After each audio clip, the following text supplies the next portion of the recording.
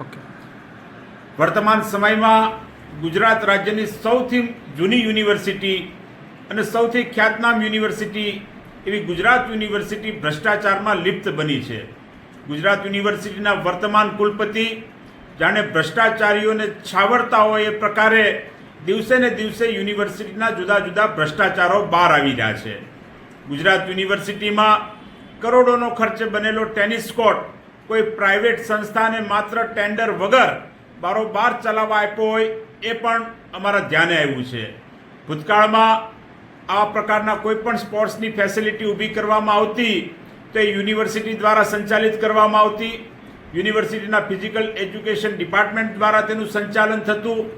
પરંતુ અત્યારે વિદ્યાર્થીઓના ખર્ચે કરોડોના ખર્ચે આ પ્રકારના સાધનો બનાવીને આ પ્રકારના ગ્રાઉન્ડ બનાવીને બારોબાર કોઈ સંસ્થાઓને આપીને એમને અઢળક નફો કમાવી દેવાનો અને યુનિવર્સિટીના સિન્ડિકેટ સભ્યોની એમાં ભાગીદારી આ પ્રકારના બનાવો દિવસે ને દિવસે બહાર આવી રહ્યા છે. ત્યારે આ ટેનિસ કોર્ટ મુદ્દે પણ આગામી દિવસોમાં NSUI ગુજરાત યુનિવર્સિટીની સામે જઈ, યુથ કોંગ્રેસ ગુજરાત યુનિવર્સિટીની સામે જઈ અને આ ટેનિસ કોર્ટ જે છે એને કોઈ પ્રાઇવેટ સંસ્થા દ્વારા પચાવી પાડવામાં આવ્યો છે એને પણ મુક્ત કરાવવાનું કામ કરવામાં આવશે.